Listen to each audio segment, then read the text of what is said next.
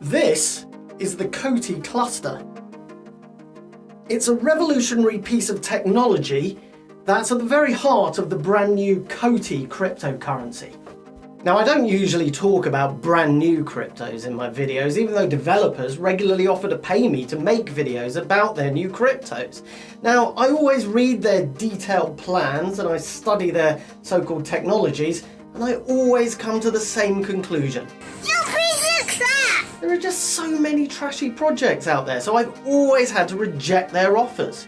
Until now. You see, when I looked at COTI's technology, for the first time I was actually impressed with what I saw. So I said, okay, I'll review your crypto, you can pay me for my time to make a video review, but only if you're happy for me to be completely honest in my opinion. They said okay. So that's what I'm going to do. I'll explain how it works and I'll tell you about the risks as well as the potential rewards. So first of all, what is COTI? COTI is a new cryptocurrency with huge ambitions. The name is enough to tell you that. Currency of the internet. This McKinsey report estimates that the global payments industry will generate $2.2 trillion in annual revenue by 2020, and COTI intends to grab a large slice of that business while slashing fees for users. A COTI revolution could mean goodbye Visa, goodbye MasterCard, goodbye PayPal. But could that really happen? What does COTI have that could possibly topple those giants? Well, the big plus would be low transaction fees. Like many cryptocurrencies, COTI is all about cutting the middleman out of the equation. So in a typical credit card transaction, you don't just have one middleman, for example. You have the online shopping cart, the credit card company, the bank that issues the credit card processor, perhaps even a merchant account provider too. And of course, they've all got to get paid. So if COTI succeeds in cutting them out, then you're going to save money on each transaction. Now, it all sounds lovely so far, but the big question, of course, is how can COTI actually do that?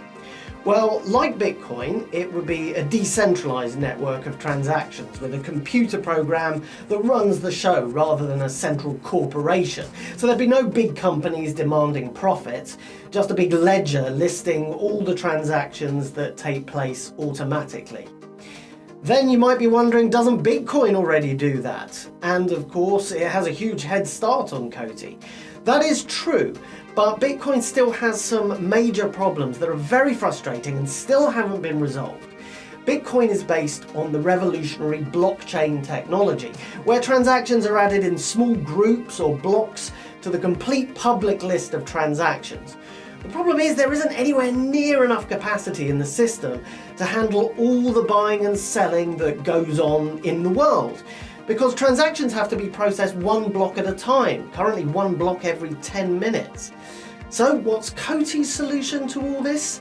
Taking the two-dimensional blockchain concept and adding a third dimension. This is a directed acyclic graph, or DAG structure. Now, the COTI people didn't invent this new idea, it is very new, but they've added their own unique spin to it.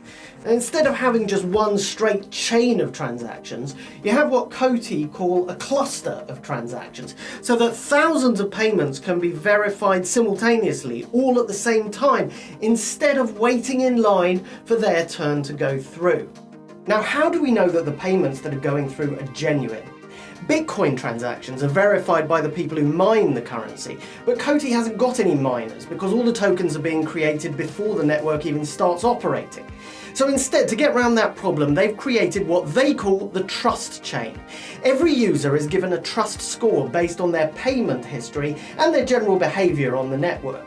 So the more trustworthy you are, the more quickly and cheaply your transactions will be verified.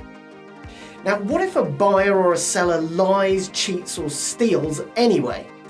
This is my favourite part of the whole design. It's a genius bit of innovation. Disputes will be resolved by appointing mediators, basically a jury who'll study the details of a dispute and then decide who's in the right. And no mediator knows who the other mediators on a particular case are. And once they've all voted, the mediators who've chosen the winning party are rewarded with COTI coins.